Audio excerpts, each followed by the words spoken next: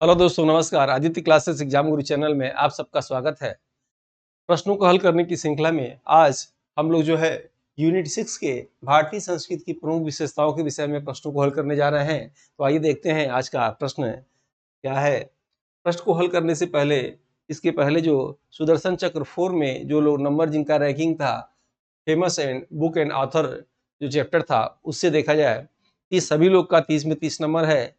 और कम समय में सही क्वेश्चन करने वाले सबसे पहले सी वर्धन तिवारी, दूसरा मनोज कुमार, और तीसरे नंबर पे डॉक्टर आदर्श, पूजा राय, नीचे जागृति गुप्ता, प्रियंका त्यागी, साक्षी दुआ, डॉक्टर अरविंद कुमार यादव, सपना साहू, डॉक्टर शालिनी सिंह, प्रज्ञा गुप्ता, नीरज द्विवेदी, सीएल गौड़, भाग्यश्री तिवारी और वंदना पांडे। इन लोग का रैंक जो है अच्छा है। टेस्ट दीजिए। टेस्ट देने से क्या होता है ना, अभ्यास करने से पूर्णता आती है। ये मैं नहीं, थांडाई कहा करते थे। प्रश्नौली विधि के जनक सुकरात है, आप जानते हैं। क्लास में और कोई चीज अगर आने का सबसे सीधा और सही रास्ता है, वो है प्रश्नौली विधि। तो प्रश्नों को देना चाहिए, क्वेश्चन को हल करिए, वो भी रेस के साथ, कंपटीशन के साथ। आपको बताया गया था ठीक 5 बजे जो टेस्ट होता है, वो जो है ऑल यूपी के लोग उसमें बैठे, स्टूडेंट बैठे रहते हैं और रैंक आता है। बाकी जब आपको टाइम मिले दीजिए, उसमें कोई रैंक नहीं होता है। ठीक है, तो चलिए आते देखते हैं आज का प्रश्न। आज का प्रश्न है, महात्मा बुद्ध ने अपना प्रथम धर्म चक्र प्रवर्तन किस स्थान पे किया था? यानी पहला उपदेश किस स्थान पे दिया था? धर्मचक्र प्रवर्तन।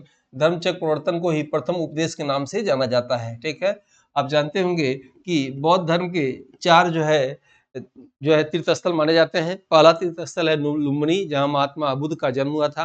दूसरा जो है सार गया, जहाँ उनको जो बोध गया, जहाँ उनको ज्ञान प्राप्त हुआ था। और तीसरा सारनाथ, जहाँ उनको ज्ञान, जहाँ उनको जहाँ वो प्रथम उपदेश दिए थे। और चौथा स्थान है कुशीनगर, जहाँ उनकी मृत्यु हुई थी। ये 4 तीर्थ स्थल कहे जाते हैं। यहाँ कहा जा रहा है कि तीसरा स्थल के विषय में कहा जा रहा है, प्रथम उपदेश दिए थे वो कहाँ दिए थे, तो वो स्थान कौन सा हो जाएगा? ये आपका दूसरा सारनाथ हो जाएगा। ठीक है, सारनाथ को ऋषिपट्टनम के नाम से जाना जाता था, याद रखिएगा। ऋषिपट्टनम के नाम से सारनाथ को जाना जाता था। दूसरा क्वेश्चन है, अमीर खुसरो किस शासक के दरबारी कवि थे? पहला ऑप्शन चंद्रगुप्त द्वितीय, दूसरा कुतुबुद्दीन ऐबक, तीसरा अलाउद्दीन खिलजी, चौथा हर्षवर्धन। तो याद रखिएगा, अमीर खुसरो अलाउद्दीन खिलजी के दरबारी कवि थे। ये एग्जाम में प्रश्न आ सकता है, अमीर खुसरो किसके दरबारी थे? तो अलाउद्दीन खिलजी के। दूसरी बात याद रखिएगा, वो आपके एग्जाम में पूछे कि भारत में खड़ी बोली के जनक कौन है, तो खड़ी बोली के जनक अमीर खुसरो हैं। लेकिन आपके एग्जाम में पूछे कि आधुनिक खड़ी बोली के जनक कौन है, तो भारतेंदु हरिश्चंद्र लगाइएगा। जैसे आपके एग्जाम में पूछे कि भारत में अंग्रेजी के जनक कौन है, अंग्रेजी शिक्षा के जनक कौन है, तो मैकाले हैं। तो विश्व में अंग्रेजी शिक्षा के जनक कौन है? तो शेक्सपियर हैं। भारत में उर्दू के जनक कौन है, या उर्दू के जनक कौन है, तो वल्दिकनी है। ठीक है, ये अक्सर प्रश्न आता है। संस्कृत के जनक कौन है, तो पाणिनि है। ठीक है, ये प्रश्न लिया जाता है। अमीर खुसरो को भारत में तोता हिंद कहा जाता है। पहले ऐसे कवि थे जो हिंदू मुस्लिम संस्कृति को मिलाने वाले कवि थे। ये तबला के जनक, सितार के जनक, गिटार के जनक, मुकरी के जनक हैं। इनके, अमीर खुसरो के गुरु का नाम निजामुद्दीन औलिया था। परम शिष्य थे। जिस दिन इनको ये मालूम चला कि मेरे गुरु निजामुद्दीन औलिया की जो है मृत्यु हो गई, सुनते ही इनकी भी मृत्यु हो गई, ऐसा बुक में आता है। अमीर खुसरो के पुस्तक का नाम था जो है तुगलकनामा आशिका, ये उनके पुस्तक का नाम है। ठीक है, क्वेश्चन नंबर 3 पे आते हैं। भारतनाट्यम की उत्पत्ति किस राज्य में हुई? गुजरात, तमिलनाडु, केरल, उड़ीसा। जब तक मैं प्रश्नों को पढ़ रहा हूं, तब तक आप जो है आंसर कमेंट बॉक्स में दे सकते हैं। और इसका आंसर क्या हो जाएगा? तमिलनाडु। याद रखिएगा, भरतनाट्यम का उत्पत्ति कहाँ हुआ? तमिल। कुचिपुड़ी, कुचिपुड़ी किस राज्य की नृत्य शैली है? केरल, उत्तरी भारत, आंध्र प्रदेश, कर्नाटक। तो याद रखिएगा, कुचिपुड़ी जो है आंध्र प्रदेश का नृत्य शैली है। ठीक है, क्वेश्चन नंबर 5, भांगड़ा कहाँ का लोक नृत्य है? आसान है, सबको मालूम होगा। पंजाब, हरियाणा, चंडीगढ़, गुजरात। आंसर क्या होगा? गुजरात। एग्जाम में आसान प्रश्न गलत न हो, आसान प्रश्न भी आते हैं और प्रश्नों की श्रृंखला में वो कठिन तरह तरह के प्रश्नों को दिए रहते हैं। एग्जाम में आसान प्रश्न गलत करने से वही कंपटीशन से व्यक्ति बाहर जा सकता है। पाइका नृत्य से कौन सा राज्य संबंधित है? पाइका नृत्य से झारखंड, राजस्थान, पंजाब, केरल। तो पाइका नृत्य का संबंध है किससे? झारखंड से संबंध है। 7वां है, दिल्ली दूरस्थी किसने कहा था? एक जब राजा थे, इसमें से 4 ऑप्शन है, अमीर खुसरो, गयासुद्दीन तुगलक, निजामुद्दीन औलिया, अलाउद्दीन खिलजी। तो याद रखिएगा, जब कभी भारत के शासक दिल्ली के पास निजामुद्दीन औलिया थे, तो वो कुछ धन दिए थे। किसे दिए थे? गयासुद्दीन तुगलक को।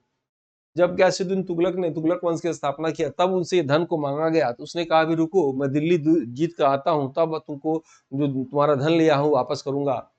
इसी पर निजामुद्दीन औलिया का एक कथन आता है, दिल्ली दूरस्थी। लेकिन एग्जाम में प्रश्न घुमा दे कि दिल्ली दूरस्थी किसके लिए कहा गया, तो गयासुद्दीन तुगलक के लिए, याद रखिएगा। और अभी मैंने आपको बताया कि अमीर खुसरो के गुरु का नाम क्या था, तो निजामुद्दीन औलिया था। ठीक है, नेक्स्ट आते हैं, भारतीय संस्कृति में आपके एग्जाम में ऐसे ही प्रश्न आते हैं, शास्त्रीय संगीत के सिद्धांत की विवेचना कहाँ की गई है? तो याद रखिएगा, पहला ऑप्शन है ऋग्वेद, अर्थवेद, यजुर्वेद, सामवेद। तो संगीत ऐसे याद रखिएगा, 100 से संगीत और 100 से सामवेद, यानी संगीत का वेद किसे कहते हैं? सामवेद को कहा जाता है। सबसे पुराना वेद कौन सा होता है? तो सबसे पुराना वेद याद रखिएगा ऋग्वेद है। ऋग्वेद की तुलना किससे की जाती है? तो वेद अवेस्ता से की जाती है, जो ईरान का जो है ग्रंथ है। उसके बाद आपसे पूछे कि कौन सा वेद गद्य पद में लिखा गया है, तो क्या आप बताएंगे? यजुर्वेद। इसमें ढोंग नथुरा, पाखंड, टोना टुटका आदि का वर्णन है, तो अर्थवेद में वर्णन है, याद रखिएगा। ठीक है, तो पूछेगा 10 मंडल वर्णन किसमें है, तो ऋग्वेद में 10 मंडल का वर्णन है, याद रखिएगा। और तीसरे मंडल में क्या है? गायत्री मंत्र का उल्लेख है। किसने गाया? विश्वामित्र ने गाया। किसके लिए गाया? सूर्य की माता सविता के लिए गाया। ऐसे प्रश्न आते हैं। पूछेगा वेदों को लिखने वाले कौन है, तो वेदों के लिखने वाले कौन है, तो वेद जो है वेद व्यास है, उन्हीं को कृष्णदेवराय के नाम से भी जाना जाता है। और ये जन सुन के ये लिखे थे पूरे वेदों को। ठीक है, आपके एग्जाम में एक और प्रश्न आ सकता है, वेदों को हिंदी में रूपांतरण किसने किया, तो स्वामी दयानंद सरस्वती ने किया। किस पुस्तक में किया, तो सत्यार्थ प्रकाश में किया। किस भाषा में किया, तो हिंदी भाषा में किया, आप याद रखिएगा। नेक्स्ट है क्वेश्चन नंबर कि इसमें से आपको मिलाना है कौन सा सही है। थोड़ा आपको 2 मिनट समय देते हैं, आप इसे मिलाइए, कौन सा इसमें से होगा। देखेंगे बिरजू महाजन का संबंध किससे है, तो कथक से। आप जानते होंगे हरि प्रसाद चौरसिया का संबंध किससे है, तो बांसुरी से। और उसके बाद जो है अकबर अली खां जो है, या जाकिर हुसैन सीधे किसे, तबला से। और ये सरोद से। तो आंसर क्या होगा? ये आंसर आपका सही हो जाएगा। ठीक है, नेक्स्ट आते हैं, प्राचीन सिक्कों पर वीणा बजाते हुए दिखलाया गया है हिंदू राजा कौन था? याद रखिएगा, पूरे इतिहास में आप देखेंगे 2 राजाओं का नाम याद रखना है, एक समुद्रगुप्त और दूसरा औरंगजेब। ये दोनों लोग वीणा बजाते थे। ठीक है, भूलेगा नहीं आपसे। वीणा बजाने वाले 2 शासक कौन थे? एक औरंगजेब और दूसरा समुद्रगुप्त। तो विक्रमादित्य, समुद्रगुप्त और चंद्रगुप्त मौर्य, और इनमें से कोई नहीं, तो आंसर क्या होगा? समुद्रगुप्त। समुद्रगुप्त को ही भारत का नेपोलियन कहा जाता था। समुद्रगुप्त को भारत का नेपोलियन किसने कहा, तो बीए स्मिथ ने कहा, याद रखिएगा। समुद्रगुप्त किसी से युद्ध नहीं हारा था, इसीलिए इसको भारत का नेपोलियन के नाम से जाना जाता है। प्रयाग प्रशस्ति लिखा गया समुद्र के प्रशंसा में, किसने लिखा? हरिशेर ने लिखा। और कहाँ है ये प्रयाग प्रशस्ति? तो इलाहाबाद में है। किस भाषा में लिखा? चंपू शैली में लिखा। चंपू शैली क्या होता है? वह शैली जिसमें गद्य पद का दोनों का प्रयोग हो, उसे चंपू शैली कहा जाता है। और गद्य पद में प्रयाग प्रशस्ति समुद्रगुप्त का लिखा गया, हरिशेर ने लिखा। ठीक है, नेक्स्ट आते हैं हम लोग। नेक्स्ट क्वेश्चन, लोक चित्रकला की मधुबनी शैली। मधुबनी शैली भारत के किस स्थान राज्य में प्रचलित है? पश्चिम बंगाल, उत्तर प्रदेश, मध्य प्रदेश, बिहार। तो आंसर हो जाएगा इसमें बिहार। मधुबनी शैली कहाँ है? बिहार में। भारत माता नामक प्रसिद्ध पेंटिंग के चित्रकार कौन है? अविंद्रनाथ टैगोर, रविन्द्रनाथ टैगोर, नंदलाल बोस, जैमिनी राय। तो ये बहुत ही आसान प्रश्न है, और याद रखिएगा हमेशा कि भारत माता मंदिर पेंटिंग के चित्रकार कौन है? तो अविंद्रनाथ टैगोर। ठीक है, आप कमेंट बॉक्स में एक प्रश्न बताएंगे, भारत माता मंदिर कहाँ है, माता मंदिर कहाँ है, और भारत भवन कहाँ है? ये दोनों प्रश्न आपको बताना है। ठीक है, आपसे अगर ये प्रश्न पूछे कि संविधान के पन्नों पे चित्रकारी किसने किया था, तो नंदलाल बोस। भारत में सबसे पहले स्कॉलरशिप या छात्रवृत्ति पाने वाले कौन थे? तो नंदलाल बोस। ठीक है, नेक्स्ट आते हैं। नेक्स्ट क्वेश्चन, महाभारत का फारसी अनुवाद किस में है? तो हजनामा में, रजनामा में, सिर अकबर में, यार दानिश में। तो महाभारत का फारसी में अनुवाद रजनामा में है, याद रखिएगा। तो रजनामा के लेखक कौन है? तो फैजी और अब्दुल कादिर बदायूनी है। ठीक है, तो अब्दुल कादिर बदायूनी, याद रखिएगा। अकबर के समय क्या होता था कि अन्य भाषाओं की जो पुस्तक थी, उसको जो है फारसी में अनुवाद किया जाता था। मुगलों की दरबार की भाषा फारसी थी, याद रखिएगा। और मुगल में जो मोहम्मद शाह रंगीले था, जो अब बाद में औरंगजेब के बाद शासक बनता है आगे चल के, तो उसने वो क्या करता है, मुगल राज के दरबार की भाषा उर्दू कर देता है। तो ये प्रश्न आता है कि मुगल शासकों की दरबार की भाषा उर्दू किसने किया, तो मोहम्मद शाह रंगीले ने किया। उसके पहले क्या था, तो फारसी भाषा था। मुगलों के दरबार की भाषा फारसी थी, लेकिन तुर्की में किस शासक ने अपनी डायरी लिखी, तो बाबर ने लिखा। बाबरनामा के नाम से जो है तुर्की में लिखा। याद रखिएगा। यहाँ हम आते हैं, अब्दुल कादिर बदायूनी और फैजी ने रजनामा लिखा, यानी महाभारत। रजनामा मतलब युद्ध की पुस्तक रजनामा के नाम से जाना जाता है। एक प्रश्न कभी कभी आता है, अकबर के समय हुआ था।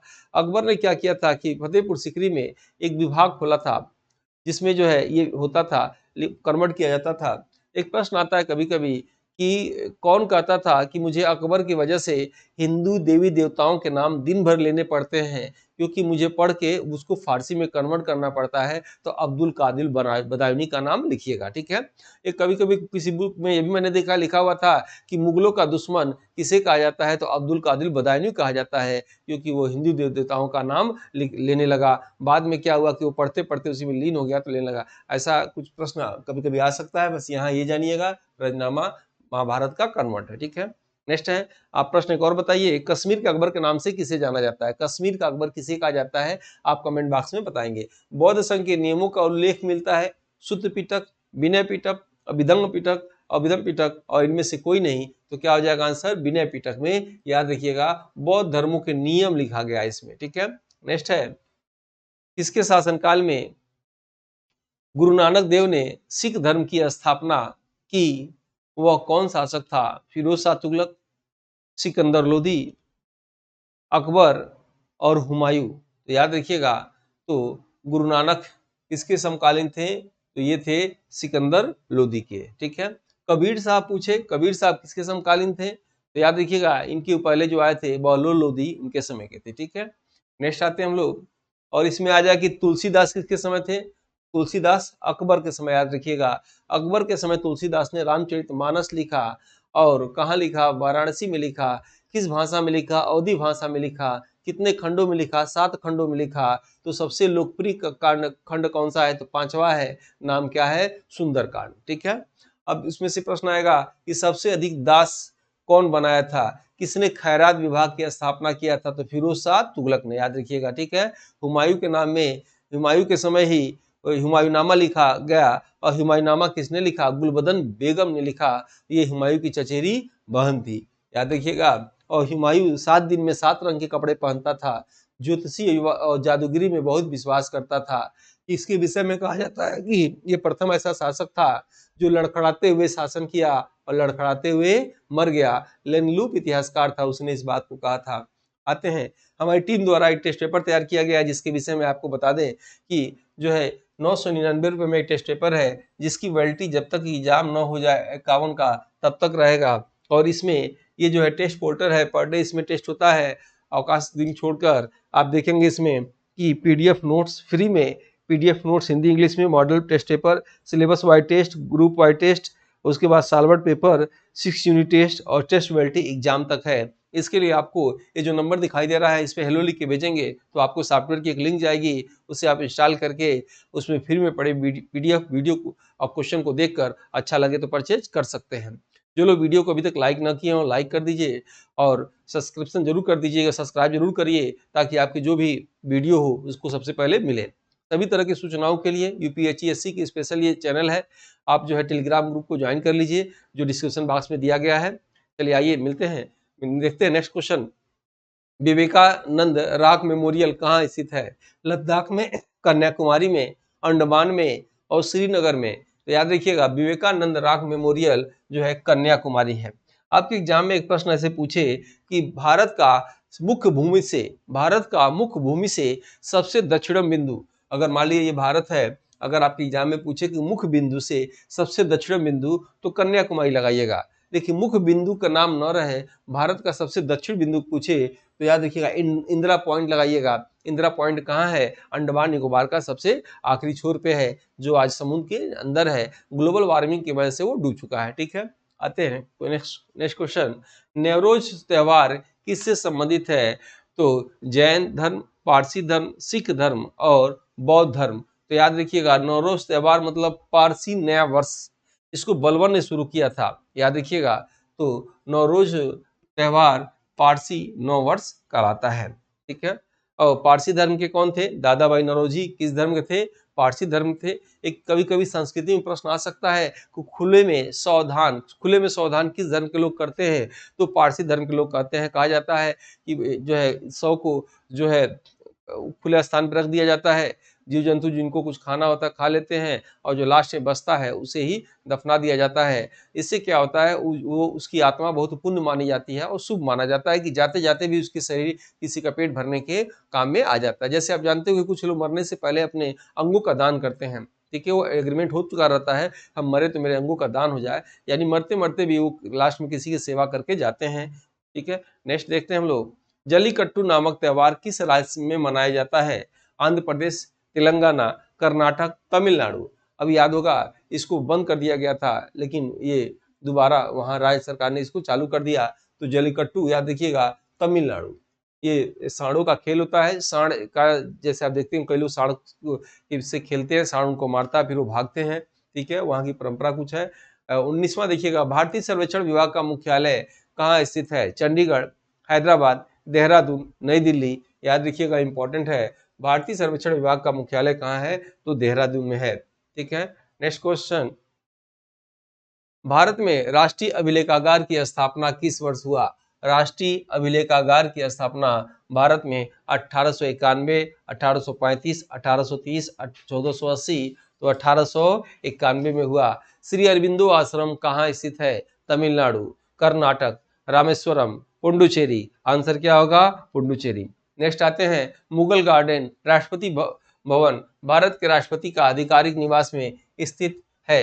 हर साल जनता के लिए इसे कब खोल दिया जाता है? जनवरी फरवरी में, मार्च और अप्रैल में, फरवरी और मार्च में, अप्रैल और मई में। तो याद रखिएगा यह हमेशा प्रति वर्ष फरवरी और मार्च के महीने में खोल दिया जाता है। कितने लोग यहाँ गए हैं देखने के लिए कमेंट बॉक्स में बताइए। आप जानते होंगे देखने से पहले ऑनलाइन बुक करना पड़ता है, टिकट बुक करने के बाद ही इसमें भारत में बताया जाता है कि सभी तरह के फूल पौधों की इसमें प्रजातियां हैं और जरूर जाना चाहिए।